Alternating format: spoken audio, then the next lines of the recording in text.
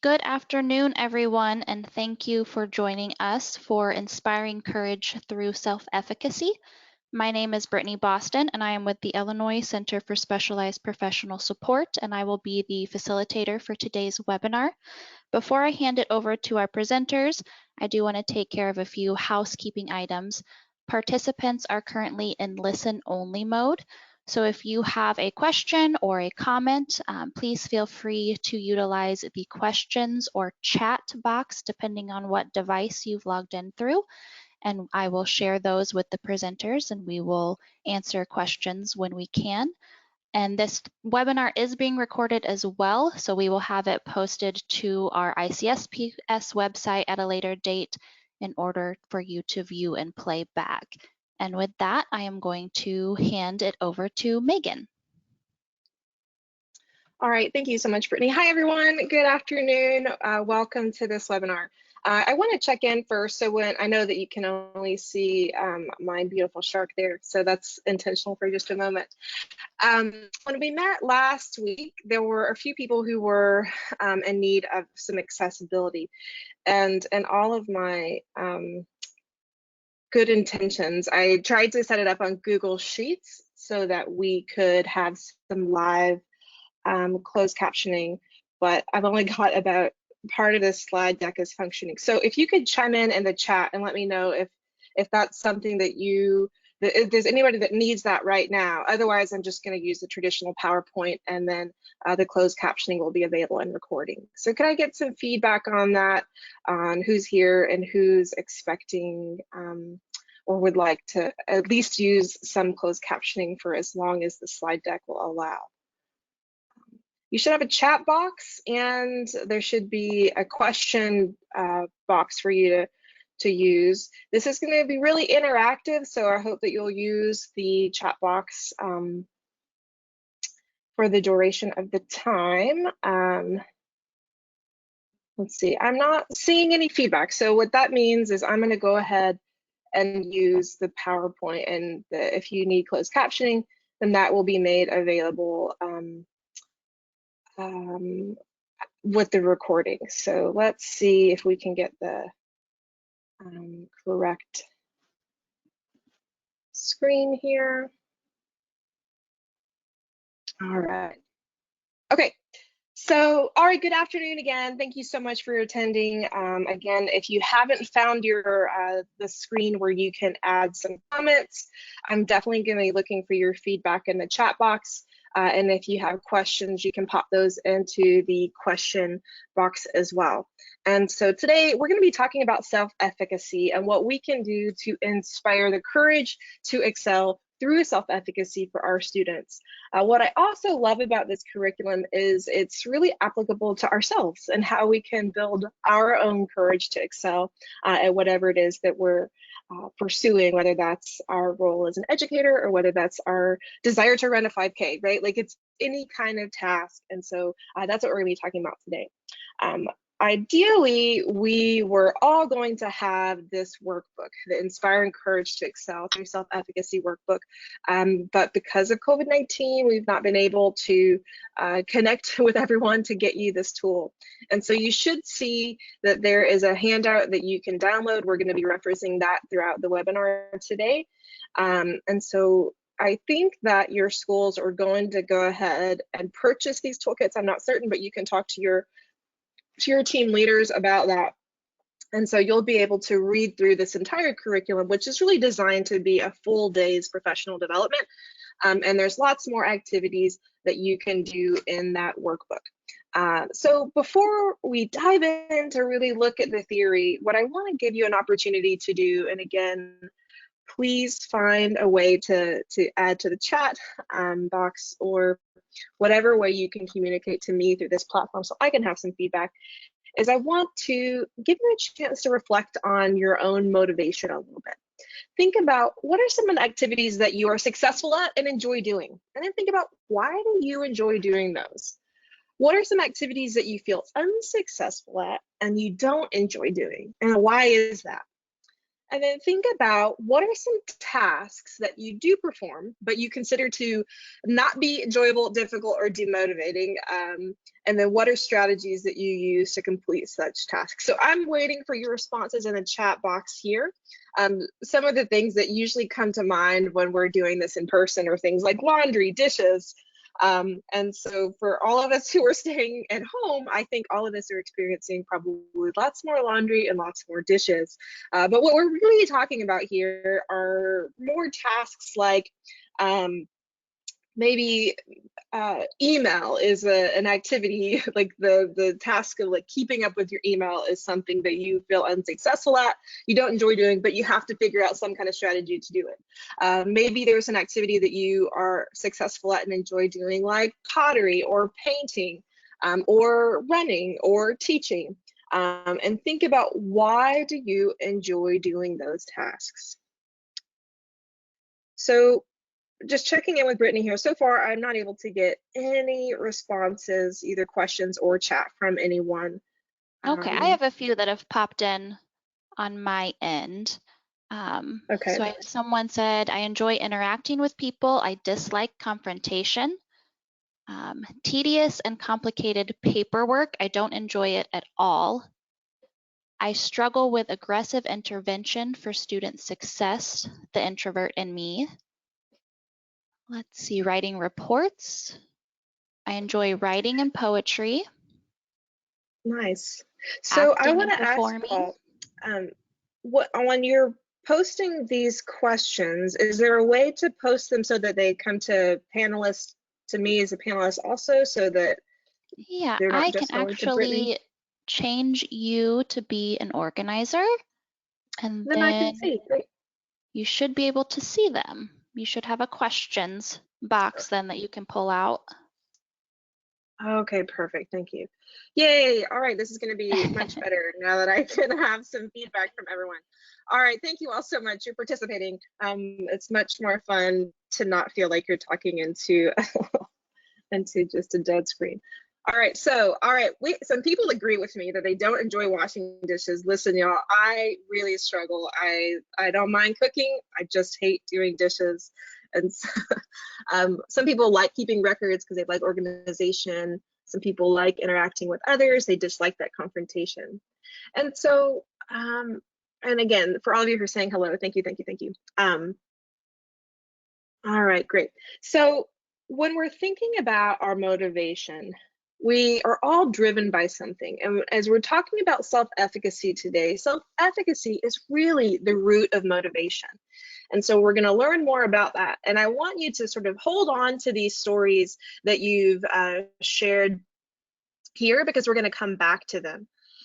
So Jay, you said that you can't see everyone's response. You're right. It's hard for me too, because I'm not sure why for Illinois' implementation of GoToWebinar, but everything shows up as a question and not as a chat, and I cannot fix that.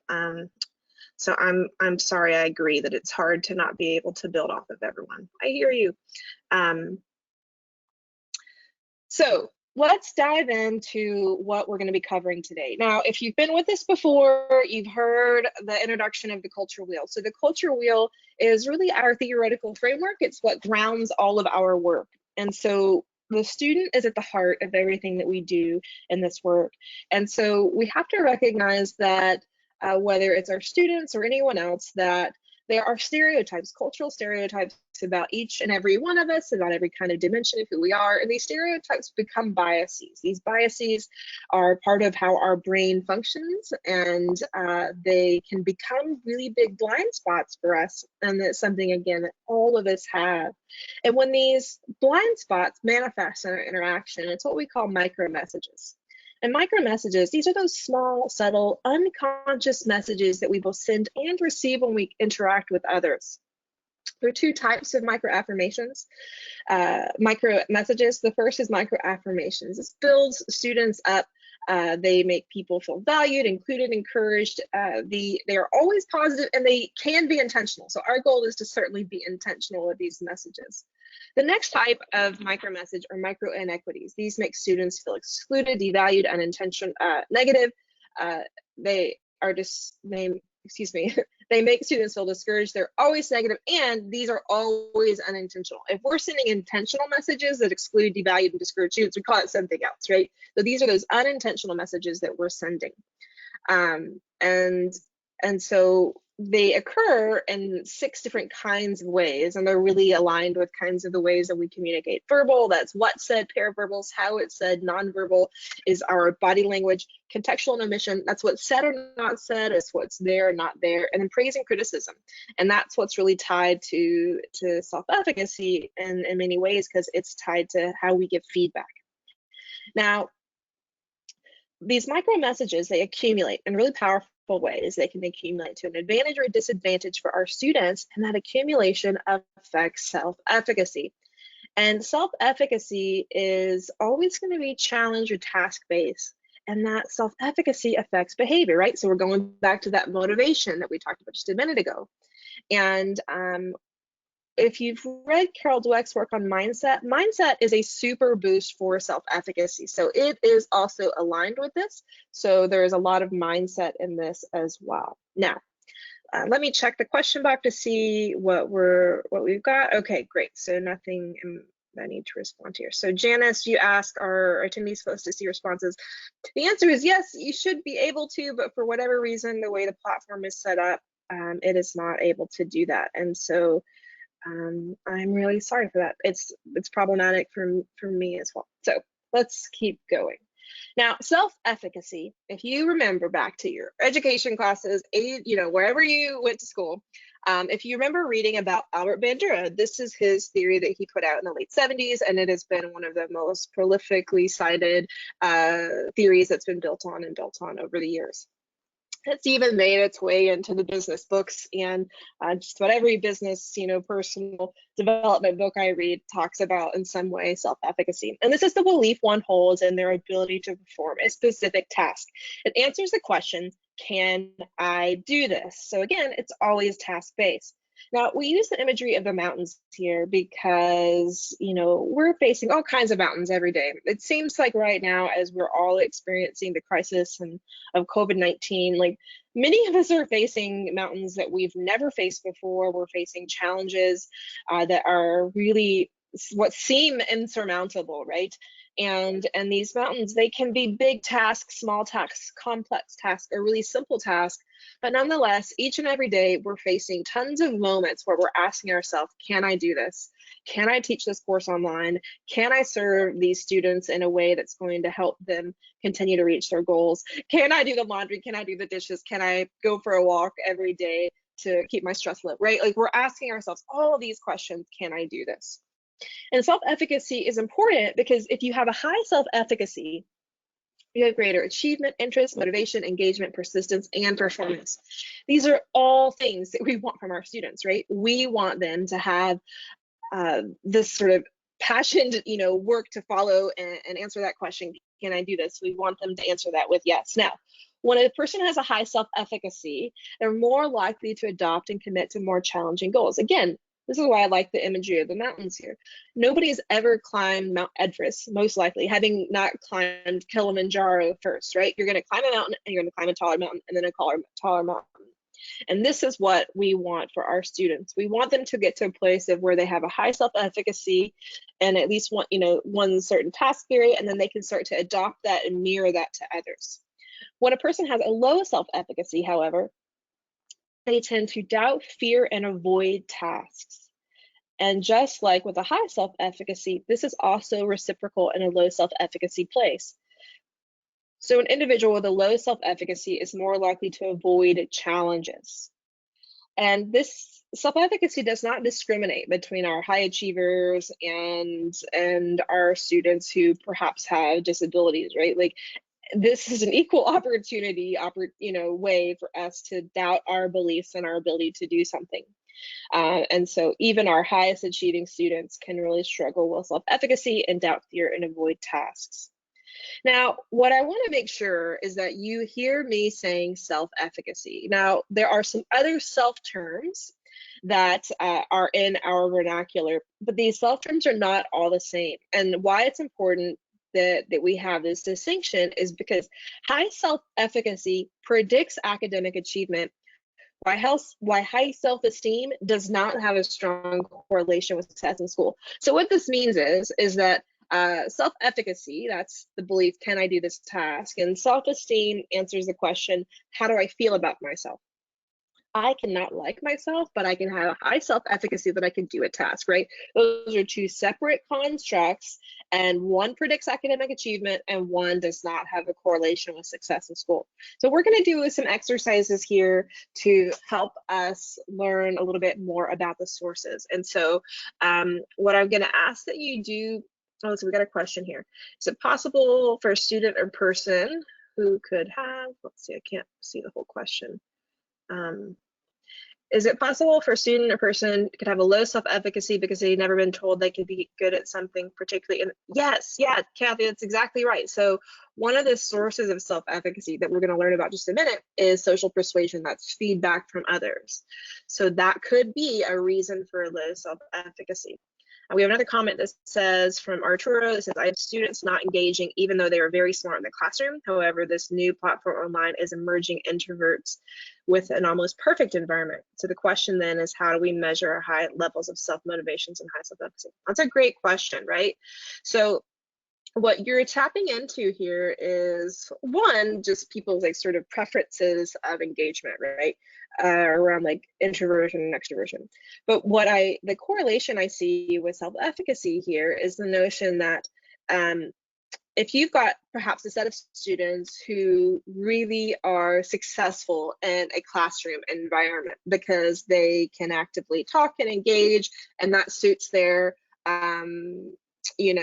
their sort of mode of operation, right? To switch platforms now, that can decrease their self-efficacy because they feel that they have less mastery experiences. And again, we're going to get to those sources here in a minute. And so you're going to, Kathy and Arturo, you're going to start to see some examples of this as we look at the sources. I'm going to jump back here. There's a question from Chastity around what's the difference between microaggressions and micro messages. So microaggressions are a type of micro message. However, I distinguish microaggressions and that micro inequities, those are the negative messages, and microaggressions, those are very similar. However, the way I interpret that is microaggressions can sometimes be intentional. Micro inequities that we're talking about are always unintentional because they come from that place of unconscious bias that we're not actively putting into check, right? And so microaggressions could be messages that we're sending that are intentionally like trying to throw some shade on people, okay? All right, I got a note that audio is cutting in and out. I'll try to make sure that my hair is back and you can hear through my mics. Okay, so let's dive in and explore some of the other self terms, okay? So the self terms that we're going to reference here, and you can download the packet, the handout. This is on page 2, this table that we're going to look at and the exercise that we're going to do.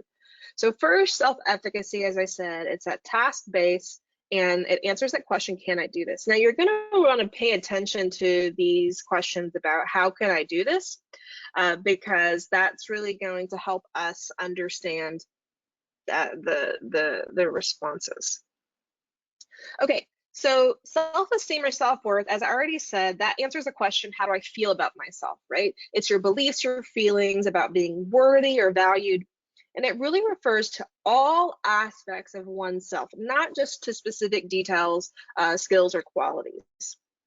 So the example we have here is that Sophia tried out for but did not make the soccer team. Nevertheless, she still feels good about herself overall and knows that she's valued by her friends, parents, and teachers, right? So that is an example of Sophia. She didn't achieve something, but she still has a high self-worth. Okay, the next is self-concept. So self-concept answers that question, what am I like? It's a broad view of oneself across a wide range of characteristics. So again, self-esteem and self-worth is that, like, how do I feel about myself? And self-concept is like, what am I like?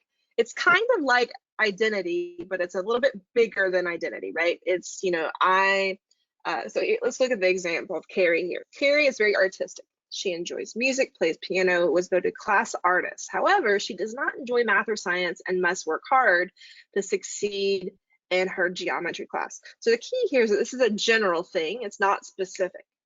The next one is self-regulation. This is answers the question, what am I trying to achieve and what do I need to do to accomplish whatever goal it is that we're setting out? So this is our ability to manage one's behaviors, including the ability to set specific goals and to use appropriate strategies to attain those goals.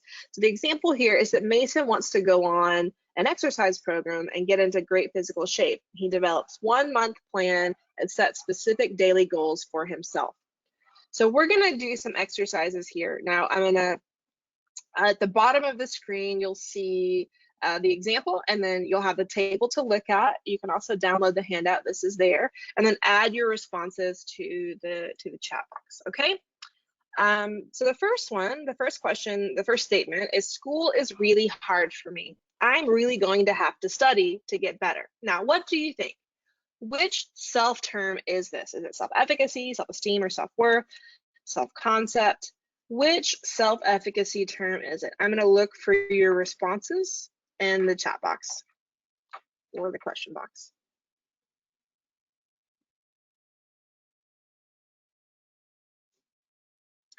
Is it, so which source of self-efficacy is the question?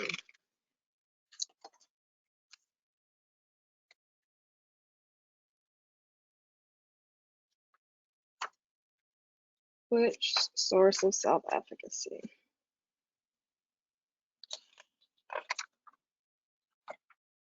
Okay, so the answer is no, it's not self-efficacy. So this is an example of a general rather than something being really specific to the task. So it represents self-concept rather than self-efficacy. Now, let's look at the next one. So the next one says, this is from Brandon, I'm not good at engineering. I don't belong in this class. I'll always be a failure in engineering. So what do we think here? Is it answering the question, can I do this? How do I feel about myself? What am I like? And what am I trying to do or achieve? Is it self-efficacy?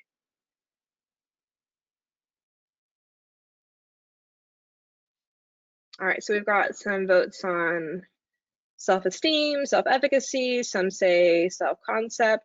Okay, so the answer is, the statement reflects Brandon's low self-esteem, how he feels about himself, and his low self-concept, which is across a range of skills. It's not focused on his ability to complete specific tasks, and therefore does not represent self-efficacy.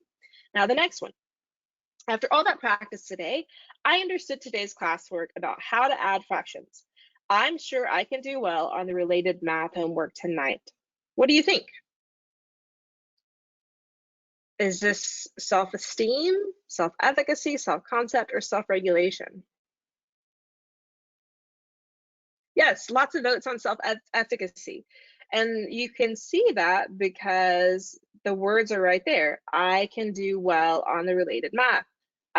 So it is self-efficacy because Alexis is saying, she's expressing her belief in her ability to complete that specific task, which is how to add fractions. And so she can have a high self-efficacy for the math assignment, but a low self-efficacy for other assignments. All right, then the next one is, I set a New Year's resolution to get better at cooking this year, but I haven't really made much progress. Now, what do you think this is?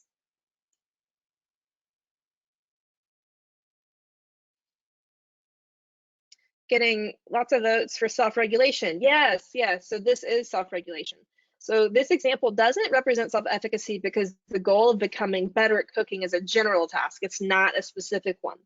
In addition, Rachel's focus is on goal setting, which is aligned to self-regulation and not necessarily her belief and her ability to accomplish a specific task. Okay, the last one here is, I know I can lose 10 pounds by June if I stick to the diet plan and exercise 3 times a week. Is this self-efficacy, self-esteem, self-concept, self-regulation, or is it a combination of two?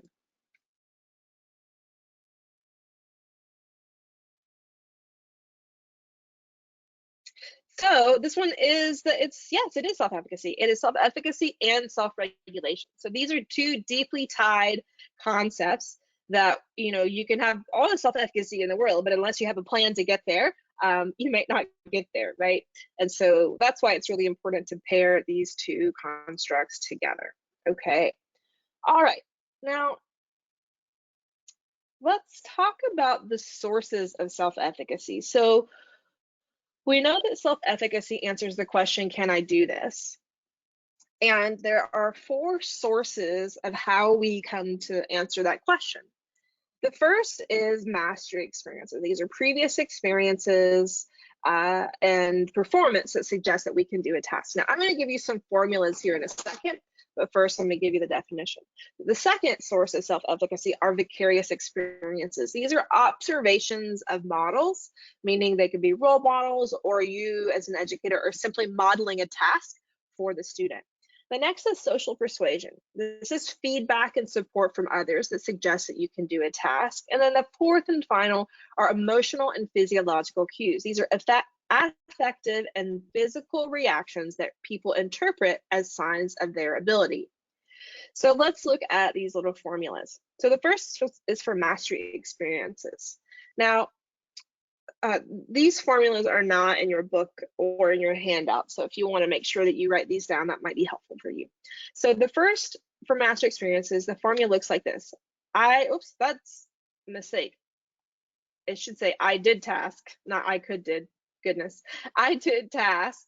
Therefore, I think I can do more challenging tasks. I ran a 5K, therefore I think I can do a 10K. I finished a master's thesis, therefore I think I can finish a dissertation. I passed Algebra 1, therefore I think I can do Algebra 2, okay? Vicarious experiences says, someone could do tasks, therefore I think I could do tasks. My aunt got a PhD in electrical engineering, therefore I think I can get a degree in engineering. My brother is a good runner, therefore I think I can be a good runner. Maybe your mom was a good cook, therefore you think you can be a good cook. So again, someone did this, therefore I think I can do this. These are the sort of ways that your brain is processing information to decide, can you do this or can you not do this? For social persuasion, this one says, someone said I could do tasks, therefore I think I can do tasks. So my teacher said I could become an engineer, therefore I think I can become an engineer. Someone said I was a good writer, therefore I think I can do this writing project. Someone said that my business idea was good, therefore I think I can launch this business. And then the fourth is the physiological or emotional cues. And the formula here is just because I'm experiencing cue doesn't mean I cannot do tasks. So the key here is recognizing that when you have a physiological or emotional cue, if you relate that physiological or emotional cue to your ability to do a task, it can lower self-efficacy. The key here is to separate those two. So an example would be when I was working on my dissertation, I broke out, I was finishing like the final sort of months, I broke out in like really, really awful hives. And, you know, I travel for a living. Nobody's traveling now, but generally I travel for a living and teach, and people were like, oh, Megan, you're so stressed. You need to take a break. And I was like, I'm not stressed, right? I cannot take a break. My fellowship is over. I have to keep going. But everyone kept saying, like, this physiological reaction is a manifestation of stress. Therefore, you need to stop doing this so that you can recover, right? That's what the world was telling me. Now, the truth is I probably was very stressed, right? Like, if I weren't, then I might not have been the most human at that time. But I knew that just because I was experiencing this reaction didn't mean I couldn't finish my dissertation. I could separate those two things.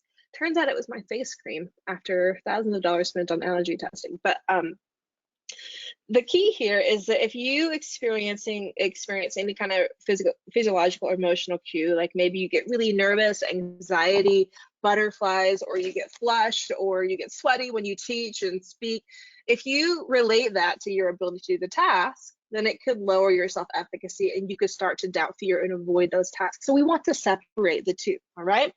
So we're going to practice this in just a minute, but I want to first say that, like, what we're advocating for here is coaching, not cheerleading. We're going to talk a little bit later about effective feedback. And effective feedback does not occur through empty praise, but rather through providing useful, specific information that can help the student improve their efforts. And then the next key thing to note here is that Self-efficacy does not rely on just one of the four sources. Rather, the four sources interact together to influence beliefs about ability in specific tasks. So may the source be with you. Now let's look at some examples of how this could show up. Now, once you get the book, you'll see that this next section is detailed more in the book. And this is from a study from Usher in 2009, where they interviewed middle school students regarding their math self-efficacy. Now, I'm going to show you two responses from a student, the average of students who had high self-efficacy, the most common things that they said, and the most common things that students who had low self-efficacy in math said. And what I want you to think about as I'm reading you these phrases, what do you think are the differences in personal beliefs, behavior, and environment between the self-reports of the students with high and low self-efficacy, right? So again, you're thinking about beliefs, behavior, and environment. So first, the student with the high self-efficacy in math, they say and do things like this. They also earn high math grades and test scores. They believe that math is easy for them. They believe that they did as well or better than their successful classmates. They receive effective praise and feedback from parents, teachers, and peers, and they feel relaxed and happy to be in math class. And finally, their parents model math abilities at home. Now, the student with a low self-efficacy, they also earn lower math grades and test scores. They believe that math is difficult for them. They believe that they did worse than most of their classmates. They receive feedback that is either directly or indirectly communicated that they are not good at math or not expected to do well. They feel depressed, anxious, pressured, or angry in math class. How many of you, like, does any of this resonate with your math history? And then the final thing about students with low self-efficacy is most times their parents struggle with math at home.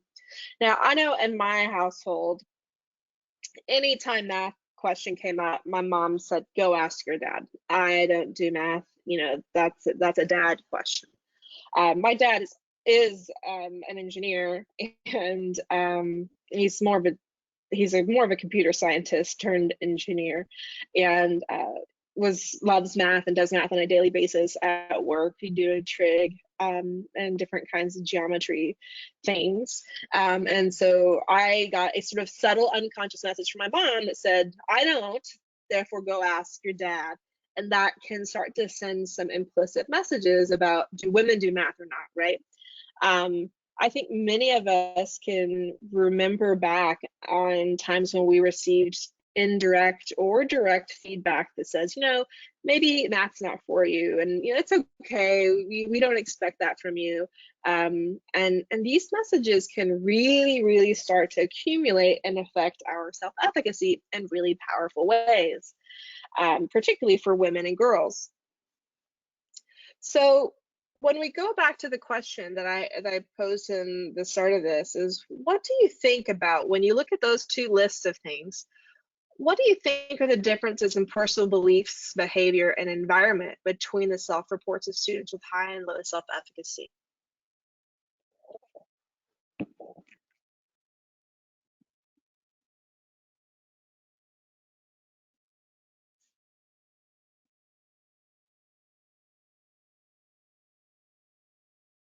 I'm looking at the feedback here.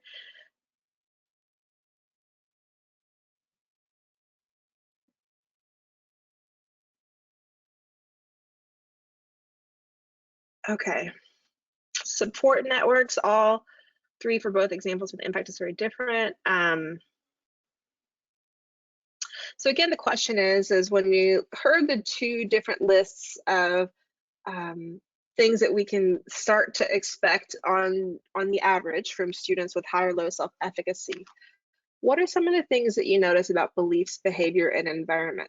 So let's click back through this, okay? So we're looking at beliefs, behavior, and environment. So the beliefs here are, let's talk about environment. So the environment is that their parents aren't modeling math abilities at home. I'm sorry, this one says that the parents are modeling math abilities at home. The environment, the classroom, they feel happy and relaxed to be there. The behaviors is that they are earning high math grades and test scores. Their belief is that they think that math is easy for them. They believe that they do as well or better than other classmates. Whereas the students with low self-efficacy, it's just the opposites. Their beliefs are that they believe math is difficult for them. They believe they do worse than their classmates. From the environment, they feel depressed, anxious, and pressured, and their parents struggle with math at home. And so you can start to see like this distinct differences between these two. So I want to give us a chance to make this personal. Now, I want you to consider how self-efficacy has played a role in your own life. I want you to think about a personal example that you can identify about each source of self-efficacy that influence your behavior, positive, negative. We're going to go through these one at a time. I'm going to put the formulas back on the screen so you'll be able to see those and craft your examples. So again, you're thinking of a personal example. And why I like to do this is because if you can't identify the sources of self-efficacy in your own life, it's going to be more difficult to identify that in your students' lives. So we're going to practice. This is your own personal example. It doesn't have to be school related. So here we go. So the first one is mastery experiences. I did task, therefore I think I can do more challenging tasks. So put your responses in the box, and I'll share some of them.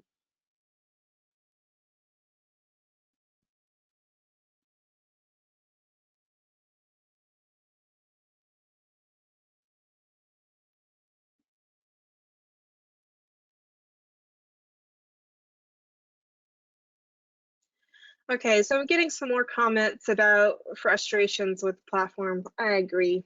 I totally agree. This is not ideal for me either. And I think it's a function of like how people are accessing the webinar, what kind of device you're on. I want to say that there has to be some kind of setting on the back end that we're not finding yet. So again, I hear your frustration. Okay. So we've got some examples. Somebody said they ran 2 miles, therefore they think they can run 4 miles. Yes, you got it. I did calculus, therefore I think I can do the entire calculus sequence. Yes. I walk every day, so I thought with training you could walk a half marathon. Yeah, you guys are getting it. Lots of themes of walking here, right? Like my poor dog, I'm sure she's wandering around here somewhere.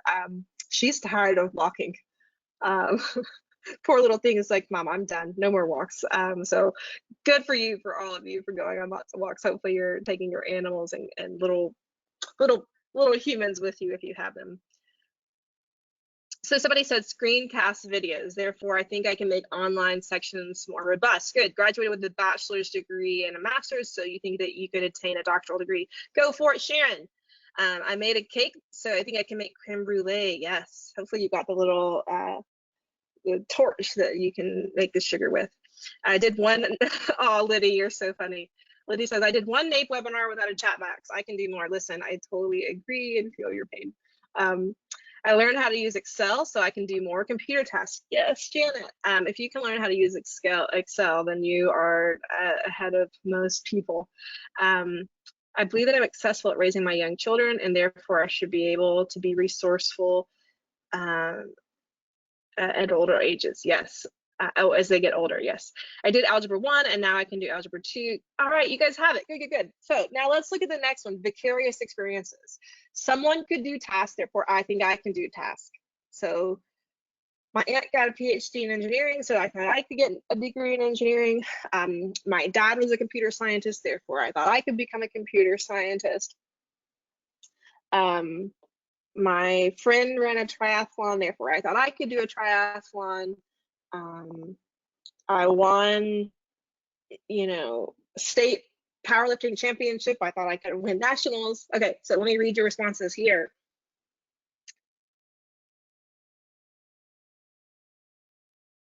Oh, sorry, I started listing the wrong ones again. So someone could do tasks, therefore I think I can do tasks. So again, my mom could bake. So Janine says my mom could bake, so I think I can bake as well. My 65-year-old dad can run 5 miles a day. Awesome. Wow. So I can run 3. My mom worked while raising family, so therefore, yeah, you have it. You've got it.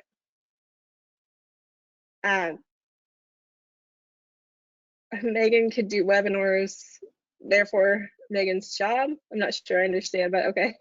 A friend completed an art project during a class, so I could do an art project too. Yes, you know what? I have a friend that had a virtual art show this weekend. So she showed off all, like, on Facebook Live, and so she showed off all of her paintings. And you know what I did? I bought some paints and brushes. That's like legit vicarious experiences. I thought, if Chanel can paint like this, so can I. And so I bought myself some paint. So I'm gonna learn how to paint. My father can do poetry. All right, you guys have this. Good. So the next one is social persuasion. Someone said I could do tasks, therefore I think I can do tasks. So what have you got for me? Someone said I could do tasks, therefore I think I can do tasks. My high school chemistry teacher told me I would be a great engineer, therefore I think I can become a great engineer. My dad said I could be a great athlete, therefore I think I can become a great athlete. My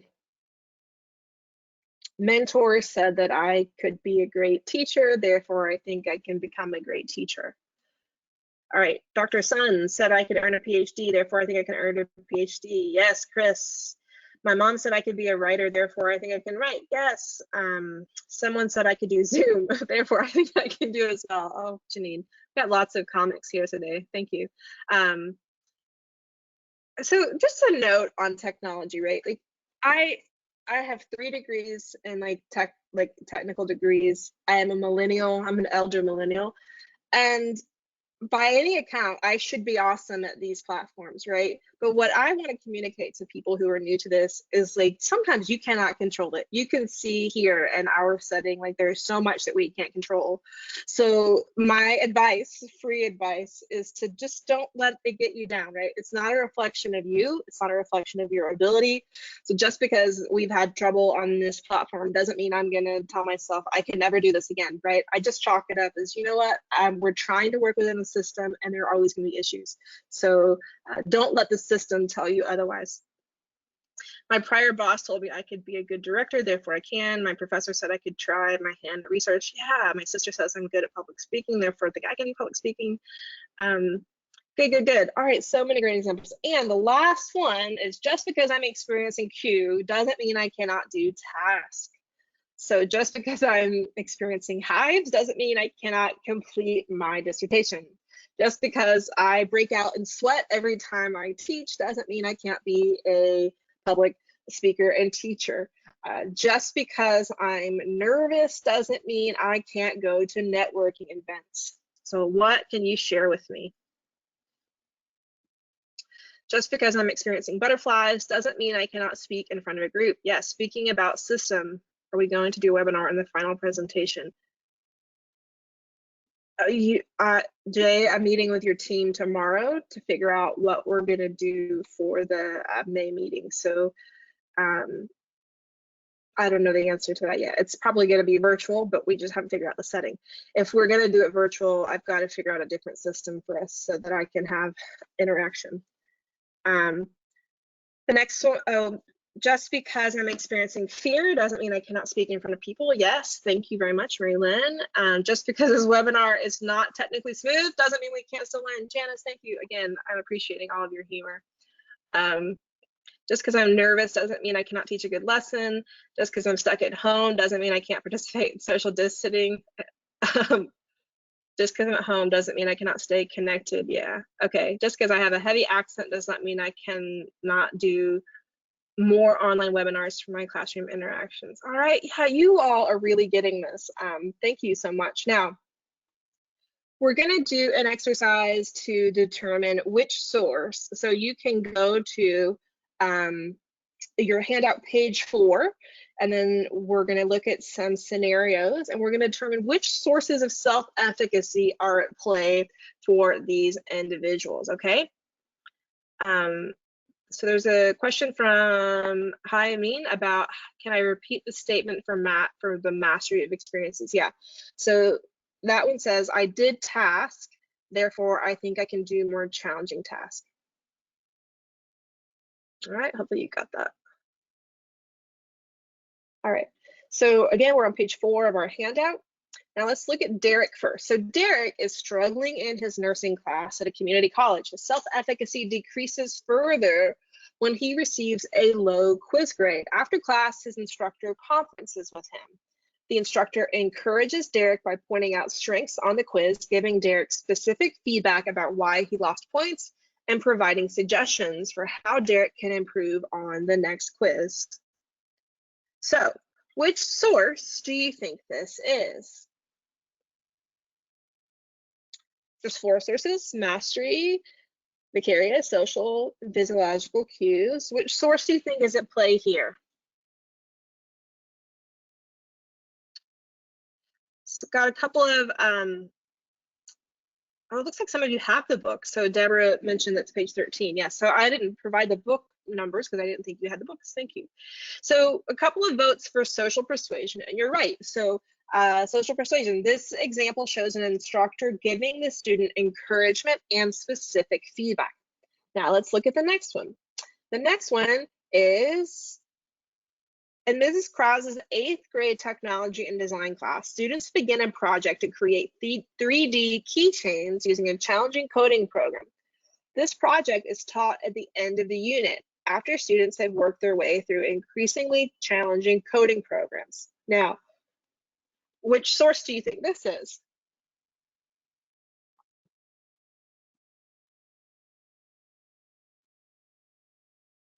It's mastery, absolutely. Yeah, so this example shows a teacher scaffolding coding projects so that students have past successful experiences before a challenge. Well done. Okay, the next one is a high school students in Roborox, the after school robotics club, have made it to the state championships with their robot. As the team enters the competition arena, they begin to get nervous. They start to doubt their abilities as they compare their robot to those around them. The club coach notices that the students are nervous and gathers them together to take deep breaths, refocuses them on the task at hand, and reminds them of their past successes. Which source do you think this one is?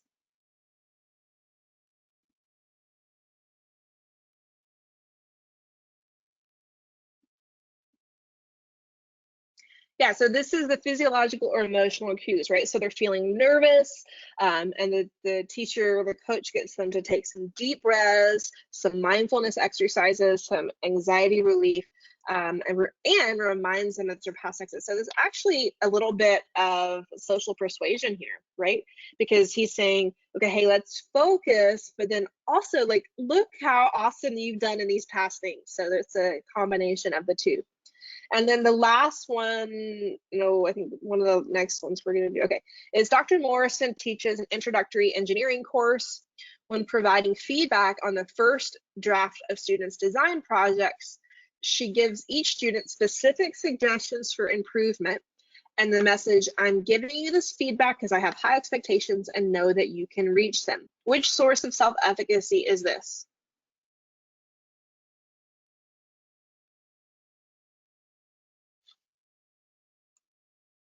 Yeah, this is also social persuasion. And this specific formula here is what we call wise feedback. And it's also in the book if you want to learn more about that. And then the last one is that we're going to do is Mr. Bruner is proud of how many females he has recruited to his automotive course. When he demonstrates how to take apart a transmission, he plays a video featuring a female mechanic successfully doing the job. So, which source of self-efficacy is this? Yes, vicarious experiences, the role models. So I want to give you an assignment for homework because we're running, I want to get through some more content, but I want to give you this exercise to reflect on after. And so this is also in your packet. So if you look in the packet back on one of the first couple of pages, it gives you a chance to reflect on the sources of self-efficacy in your own life. And then the second column is what are the practices that you employ to increase self-efficacy in your work. And so I want to challenge you to do that for reflection. So try to do it when it's fresh before you jump on to your next task. Now, we want to look at some specific strategies for increasing self-efficacy. That image is really messed up. There we go. So there are three sort of key buckets here. One are strategies around goals, the second around modeling, and then the third around feedback. And so we're going to talk through those today. So around goal setting, the characteristics of successful goal setting is that there are four key characteristics. One is that you're helping students to set short-term, not long-term goals. They're setting really specific, not generalized goals. That they create tasks that are appropriately challenging but not too difficult, and that the goals are set by the student, not by the teacher. Now let's look at a research study to help us see how this panned out. So this research study is in your book, and so for this study, what they did is that they had a group of students who three groups of students where the teacher is setting the goal in one. The students are setting the goal in another class, and in the third class they're not setting goals at all, right? And so you'll see in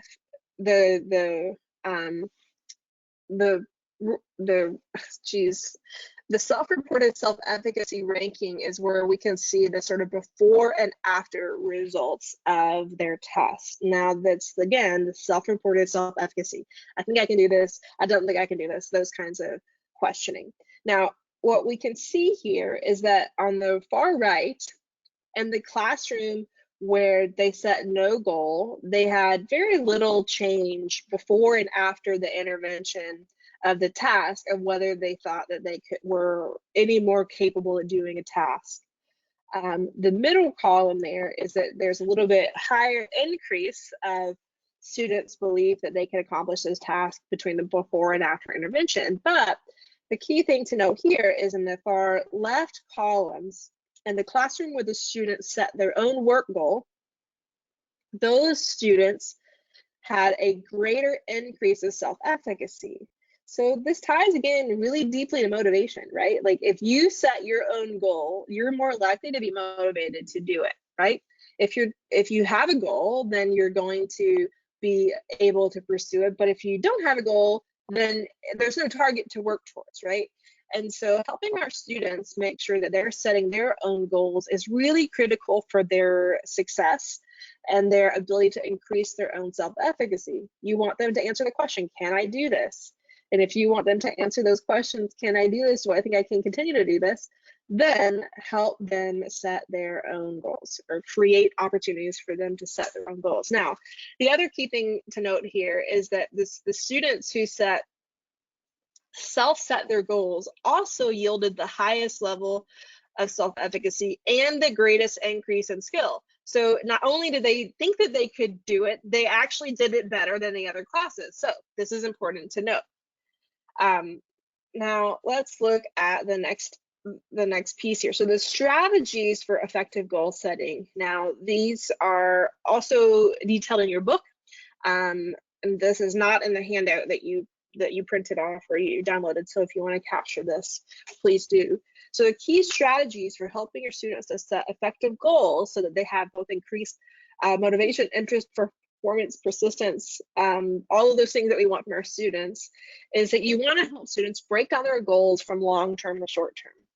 You want to help them break down the tasks from complex to specific.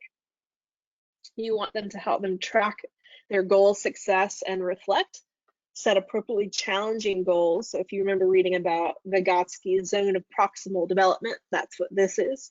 And then allow students to choose or create their own goals.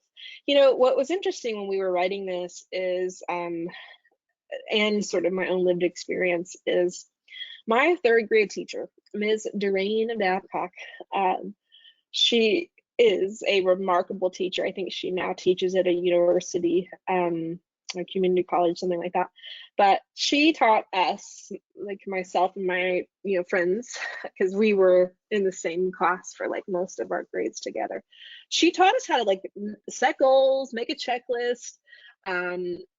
She taught us how to reflect on, like, did we achieve our goal? Did we not achieve our goal? Why? What happened? What did we learn?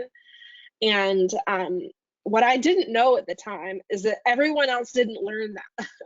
And what a tremendous gift that Ms. Babcock gave to myself and to my classmates by teaching us that skill.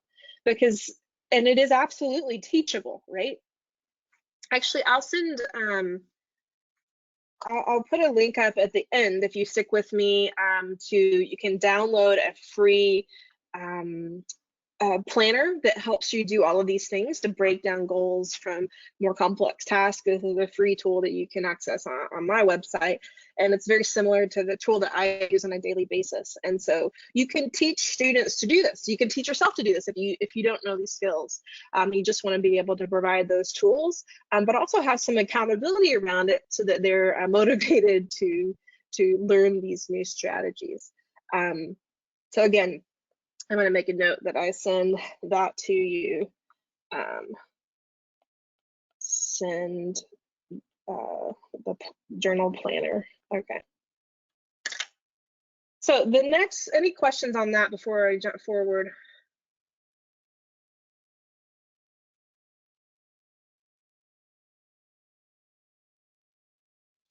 Let me pop back to some questions here. So there was a question on why is the high school robot one not a combination with Vicarious since they compare themselves to others around them? Let's look at that. Well, if they were to look around them and say they're successful, therefore we think we can be successful, then that could be a vicarious experience. But I don't see that happening in this. And so, but again, like there's no necessarily right or wrong answer. If you see correlation to these, then I can see that. Sharon asked, what page is the homework on? Let me look at the handout here. So the homework is on page 3, self-efficacy and its sources.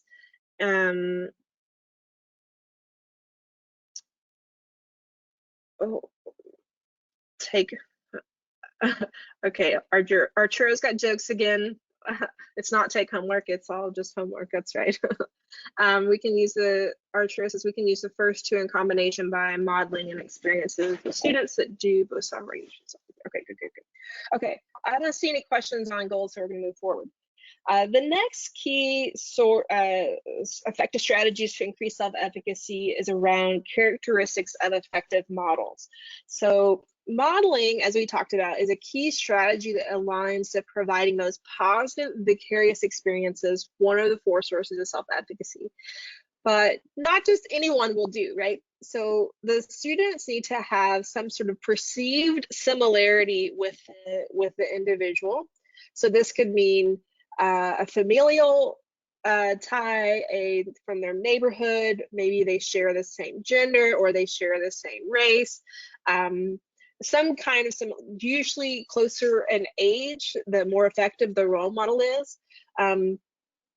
They have to have some credibility, right? They got to have some chops to help like actually demonstrate them as a role model in the space.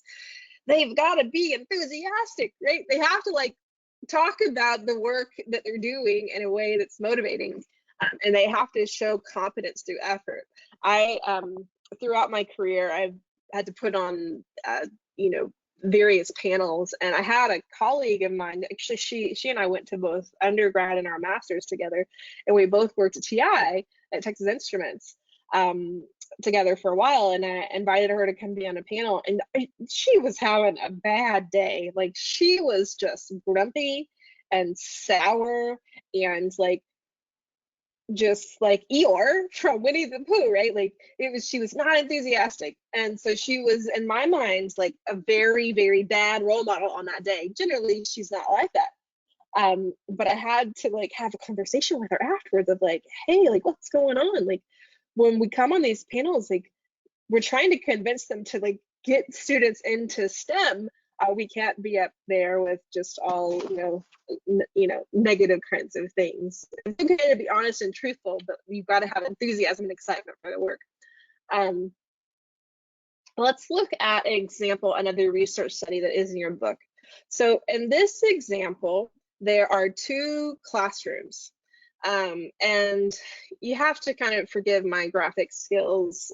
I'm certainly they're improving over time, but there are two different tables in this table. The ones with the white background are one thing, that's the self-reported self-efficacy, and the green background, that's the skill level. So that's the average correct solutions out of 31 problems. Now, there's your two different rating scales, so two different scales, but there are two different classrooms. So one classroom on the left, they have a teacher who teaches from a mastery model. They tend to use language like, come on, look how easy this is. You've got this. Come on, you know what to do. Look, here it is. You know, it's in the book. Here, I'm gonna, you know, I just did it. You know, those kinds of things are being said in a classroom. Whereas in the coping model, the teacher practices a kind of transparency and authenticity of like, oh, we can figure this out together. There's research that shows that if someone is teaching a math class and then they like maybe they're nervous about the content and then they show up to the class with like a whole pile of papers and they're like, okay class, we're going to do this math project, like the nervousness that they project, the students actually absorb, and that increases their fear of the content and lowers their self-efficacy. Whereas if the teacher shows up instead and says, oh my God, y'all, I'm learning this too, we're gonna figure this out. Let's dive in and learn this together. So having that sort of coping model, what we can see here is on the right and the left, that these are pre-test versus post-tests, that the students in the coping model classroom where the teacher's like, oh, we're gonna figure this out together, you know, come on, let's work together. They have increased skill level, significantly higher skill level, and you know, double the height of self-reported self-efficacy. So the point here is that when you model in your classroom, you're modeling different tasks. So if you're nervous about, you know, having to teach from this online platform, share that nervousness with them, right? Especially because somebody mentioned that they noticed that there's some other more extroverted, maybe higher achieving students who are like struggling a little bit. Say, yeah, we're all struggling with this. Like this is a new way of like living for everyone, and we're going to figure this out together. When you do that, it really decreases that stress level and helps people to sort of settle in and be like, okay, I'm not alone, right? Like we can figure this out together. So in summary here, the strategies for employing effective models is that there's strength in numbers, right? Like you want to, you know, that we don't want to have like a sort of tokenism of, you know, the one, you know, person of color to come represent them. We want to have as much diversity as we can and as many effective models as we can bring in as possible. Peer modeling is incredibly powerful, where you have students who are just above the other students who are working together and coaching and teaching in those kinds of settings, or you have people who've just finished to come back and talk to other students about their success. And then provide opportunities for students to actively observe and comment. So they're engaging with the model in a way of I'm watching and I'm asking and having this kind of feedback and exchange here, rather than it just being one directional kind of thing like this webinar. This is not ideal. And why this is key is that motivation is sustained over time when students believe their own efforts are leading to better performances. And so when we tie this back to those models, use of effective models, this can help them have that sustained motivation. Now, we're going to move now to feedback. I want to offer one question for you as a sort of note to think about. Think about examples of how you use modeling in your own work. We're not going to chat about it here, but I want you to take some time to think about how are you already using models and how can you use more of them in your work. Okay, so characteristics of effective feedback. So remember, there's three sort of buckets of strategies. It's goals, modeling, and feedback. This is the last one. The characteristics of effective feedback are it's specific and informative, it's timely and frequent, right? Like this, there's research that's come out that talks about like how annual reviews are really kind of useless. that you need to be having timely and frequent feedback so that people can act on those things rather than having just a one annual review that sort of says, oh yeah, all these other things that we've mostly forgotten about, right? The feedback needs to be based on initial steps. So you're mapping out what are some of the things that they've already done that you can comment on. It needs to be respectful, meaning that you're giving feedback that isn't patronizing. It needs to be growth minded. So this ties back to Dr. Carol Dweck's work around mindset, is that you need to focus on the effort. Like, you can do this with effort. Maybe you can't do it yet, but with practice, you'll be able to. And then finally, it uses prompting, not answering. So that means that you're asking questions and not just giving direct answers. Now, we're going to evaluate some feedback. This is in your handout on page 5, so you can access it there. We're going to decide whether the examples represent effective feedback, and I want you to explain your reasoning. So you can relate back to the key characteristics of effective feedback. Those are those 6 things here on the bottom, and those will be on each of the slides. So first, we've got a student in a high school welding class, and he's practicing, or they're practicing making a fillet weld on a T-joint. The student consistently creates uneven welds. The teacher says, I see you've mastered the techniques we've learned on holding the torch. Do you remember how you successfully made corner joints in our last project? You'll use a similar technique of moving the torch up and down evenly to weld the T-joint successfully. Try moving the torch up and down gently as you weld. Now, is this effective? That's the first question. Is it effective or not? And then what are some of the sources of self-efficacy that are being used? I'll look for your comments here.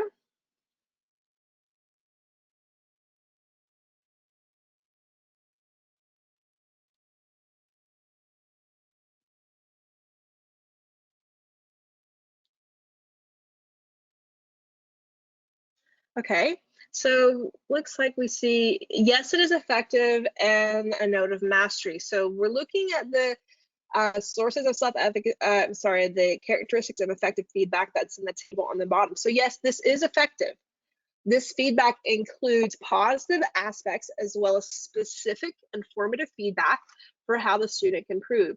It also is based on initial steps, right? It goes back and says, hey, you did this other weld here. We want to relate it back to that. And it's certainly respectful and not patronizing, like, come on, I already showed you this, like, when are you going to get this? Okay, the next one. A sophomore goes to the high school counselor's office because she wants to get into Harvard and to start work on her admission essay. The counselor offers the following feedback after listening to her.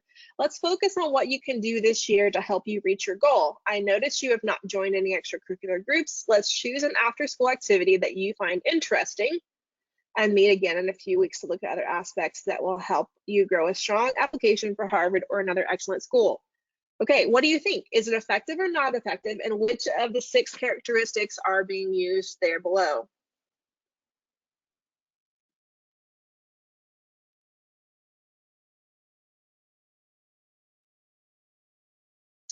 So the answer is yes, it is effective. The counselor redirects the student to focus on initial feedback for what the student can do now. In addition, they help make the goal more realistic by inferring that there are other good schools besides Harvard.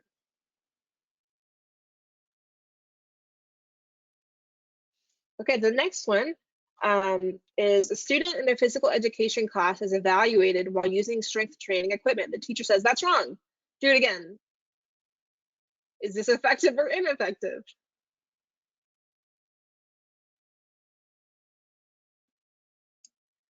It is ineffective. The feedback's not specific, and depending on the tone of voice, the feedback could be considered overly harsh. It's not specific. It's not giving anything to help them build on. And so it's certainly not effective. And the last one that we're going to practice here is a freshman writing professor conducts one-on-one meetings with students to provide feedback. In a recent meeting, she tells the student, your supporting statements in your essay last month were very weak.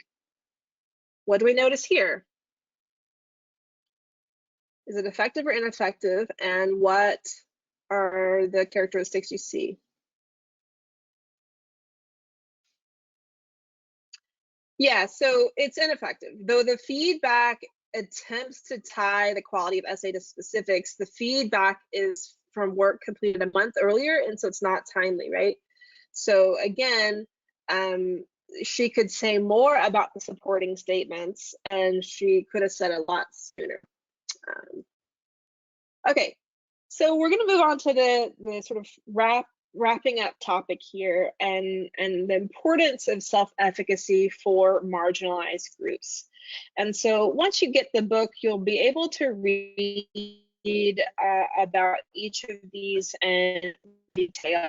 And so if you do have the book, you'll find this on page 54. And so there are certainly many other ways self-efficacy can support marginalized groups. We don't have all of the marginalized groups listed here. We just have 4 from research studies that we were able to access and pull together. And so I encourage you to, when you get the book, look at the pages 54 and 55, and you can read all of the research studies here. And so I'll highlight a few of them. And so one of the ones on race and ethnicity talks about students who are, it's based on African American students and teacher trust. So research shows that there is traditionally a low amount of trust between Black students and white educators. But when teachers use effective feedback, it's using that formula WISE feedback, which is one of the strategies in the book, to build self-efficacy for the student. It actually helps to build trust with them. And so it talks about studies of where the student performance increases.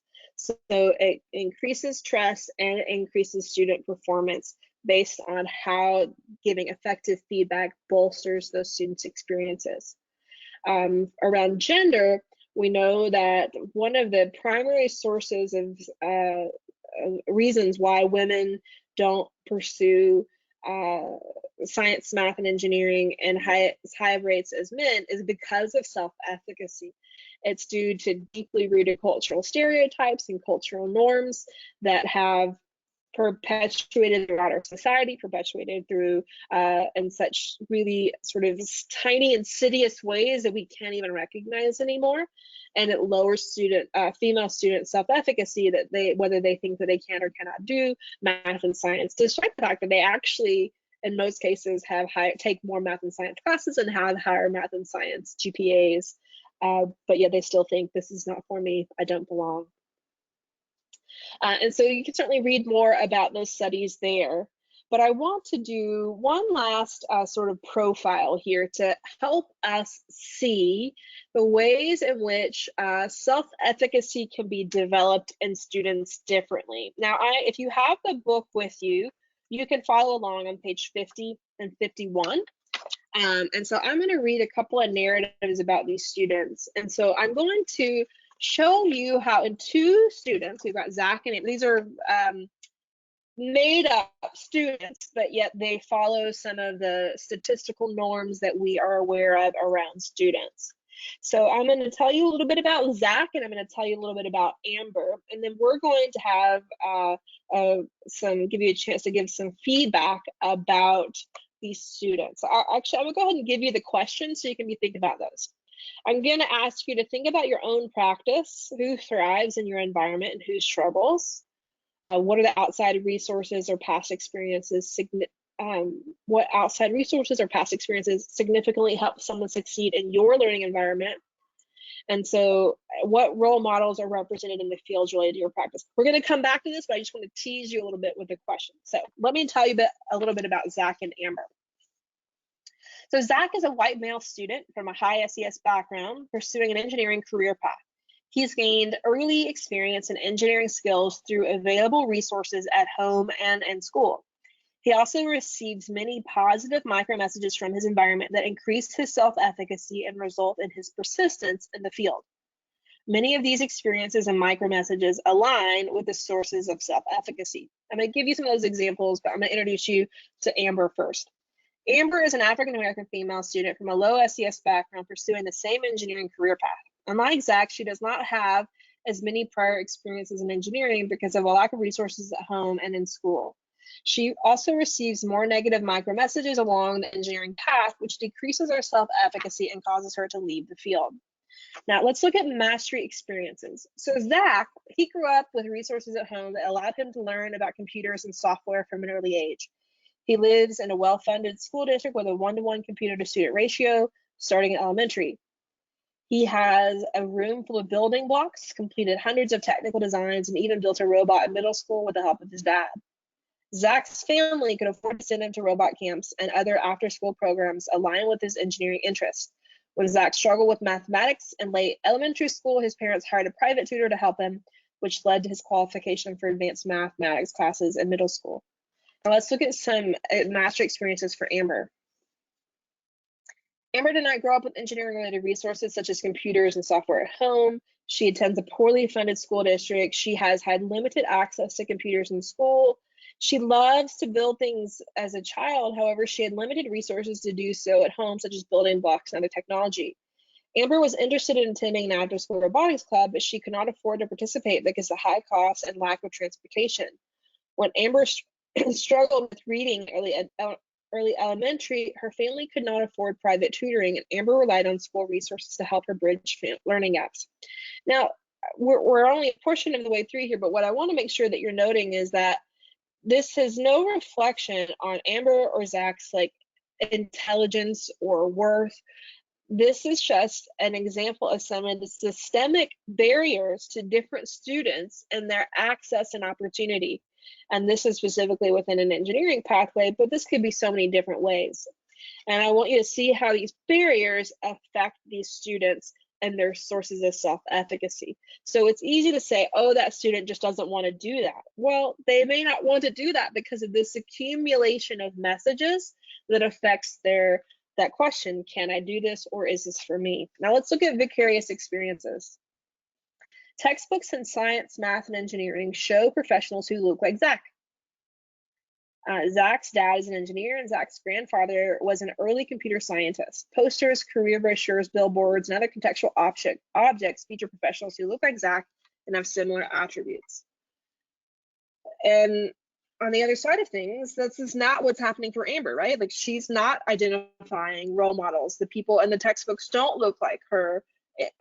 She doesn't have an immediate family or friends who are engineers, and so she's not having that same access to role models. Social persuasion. Teachers, counselors, parents, friends, and others unknowingly send positive micromessages that Zach belongs in the field. For example, a teacher praises Zach on his ability to think critically and answer a challenging math problem. Zach's peers assign him a role that is more aligned with engineering than other fields. And for Amber, teachers, counselors, parents, friends, and others sometimes unknowingly send negative micromessages that Amber does not belong in the engineering field. For example, a teacher praises Amber on her handwriting rather than the content and only calls on Amber to answer easy math and science questions. Her peers are assigned to be secretary roles during projects. So again, you can start to see how this accumulation of messages start to send a message of whether someone belongs in these spaces or not. So what are some of your thoughts about your own practice? Who thrives in your environment and who struggles? What are some of the outside resources or past experiences that significantly help someone succeed in your environment? What steps can you take to help those who do not have these resources or past experiences? I'm looking for your feedback.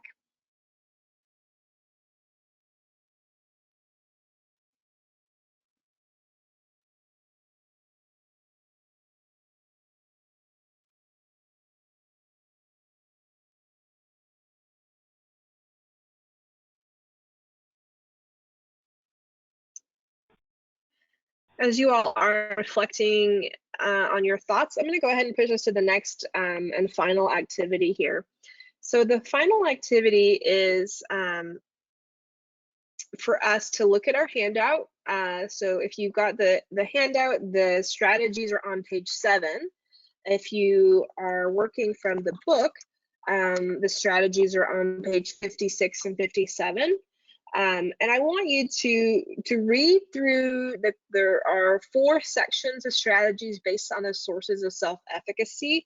And I want you to identify at least 2 to 3 that you totally love and that you want to implement.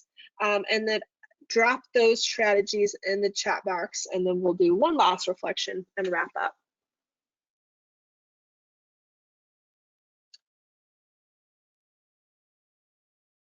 So as you're doing that, I'm going to look at the comments here.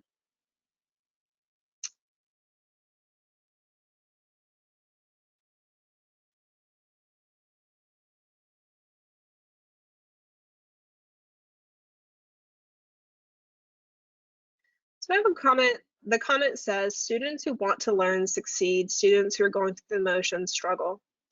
I'm not sure the context that you mean for that, but when I read that, what I hear is we don't always know what's happening with the student, right? We don't know their whole story, and we can't always make an assessment of whether someone wants to learn or whether they're going through the motions.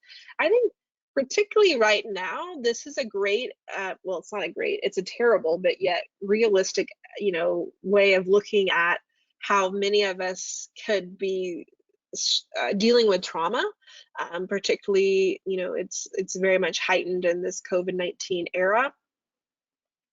And so it's certainly not a reflection of their belief and their ability, right? Like there's also this whole thing of trauma and bandwidth recovery that we have to understand. There's a lot of other stuff at play as well. So someone else added that as an older white woman, your students like and respect you, but they don't see you as a role model necessarily. So Karen, what you've just tapped on is one of the key pieces around role models is that they have to be relatable, right? And sometimes we age out of relatability. So I actually sort of got started in this career path because I was like on the speaker circuit of going and talking to so many students about how cool engineering is. But I kind of aged out of that, right? Because now I am the age of these kids' moms, right? And so I encourage people when they call me, I'm like, I'm happy to do it, but I think that you'd be better served to have someone a little bit younger. Doesn't mean that I'm not still as awesome, right? But I know how role models work and that they need to be relatable. Another comment is they don't identify with me in the sense of being able to naturally imagine they can be like me. Yeah. And there could be some parts of who we are that people can relate to. And so helping people to sort of find lots of sort of intersections of our identity that can be relatable.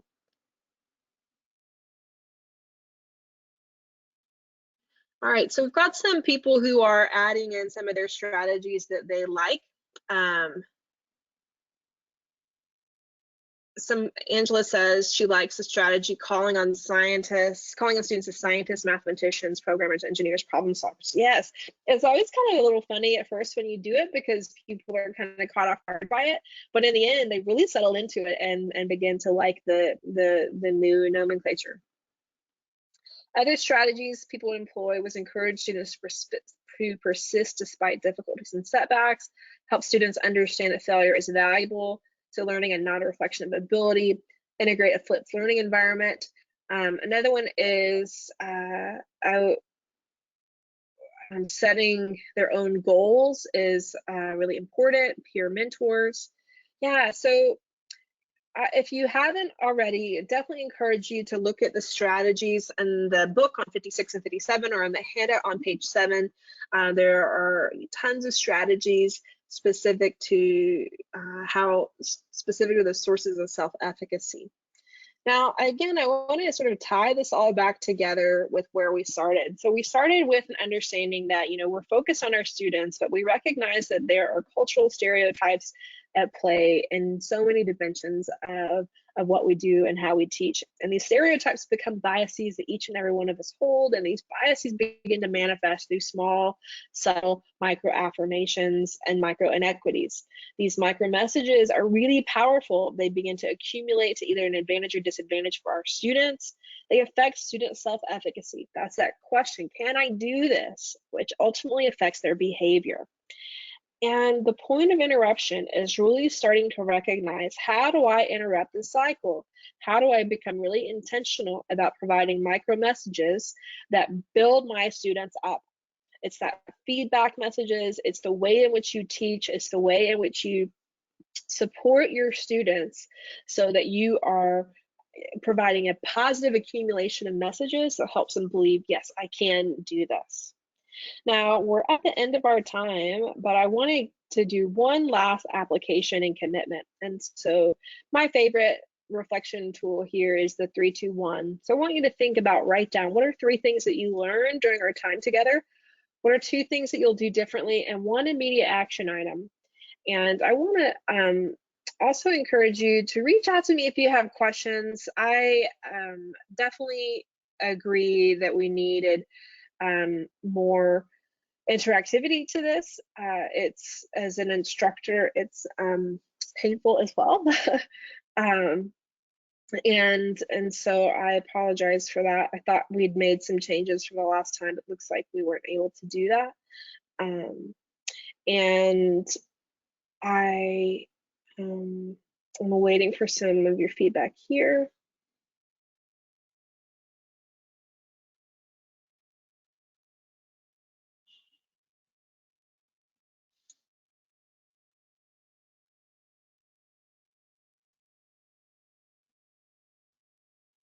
The question was, can I provide the name of the book again? So the name of this book is, it's my personal copy.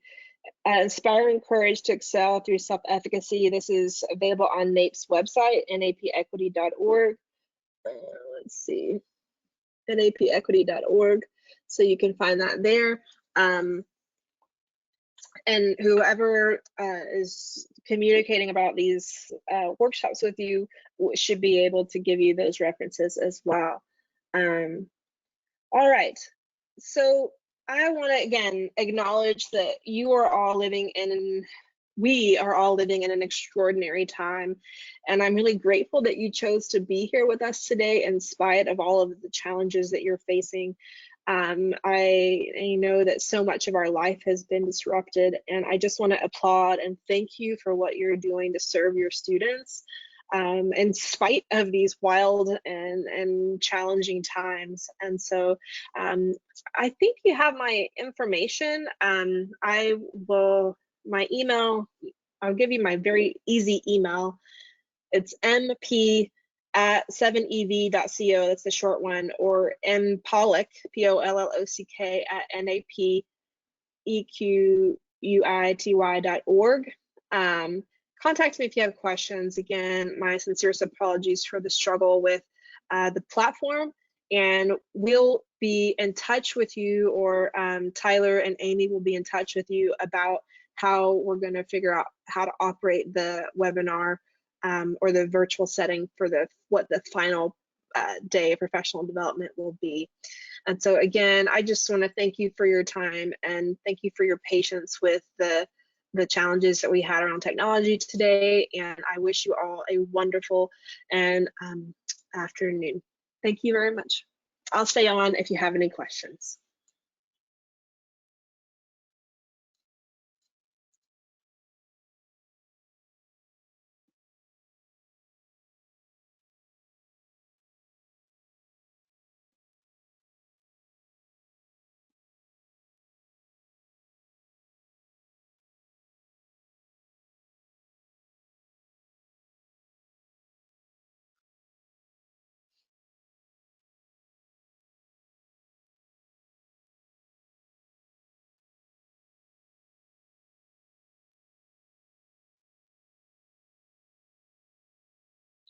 Oh, Michelle, thank you for reminding me about the link to the tool. Let me pull that up right now, and I will share that with you.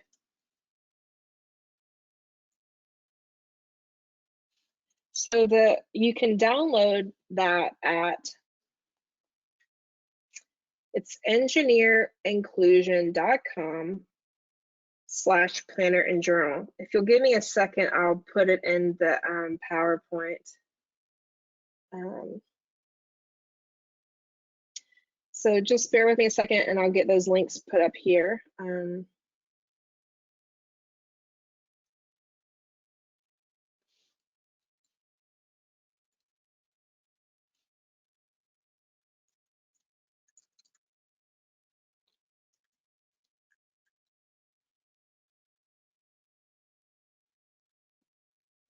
Okay, so you should be able to still see my desktop. Yeah, there you go.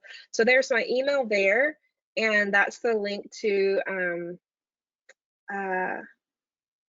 the tool. So engineerinclusion.com/planner-and-journal. And if you can't find it, just email me, and I will make sure that you get that.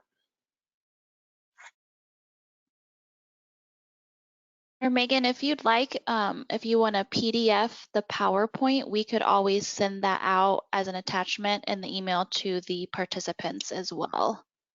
Perfect. Yeah, we can do that.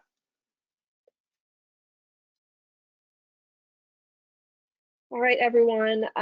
You've got my email there on the screen. Certainly reach out if you have any questions, and I appreciate your participation. Brittany, anything else from you? Nope, just a reminder. So this was recorded and we will have it posted, I would say probably by tomorrow, to ICSPS's website. And we will try to share any resources, Megan, that you send our way to the participants, because we have all of their contact information as well, so we can share out information with them. Okay, sounds good. All right, thank you, everyone.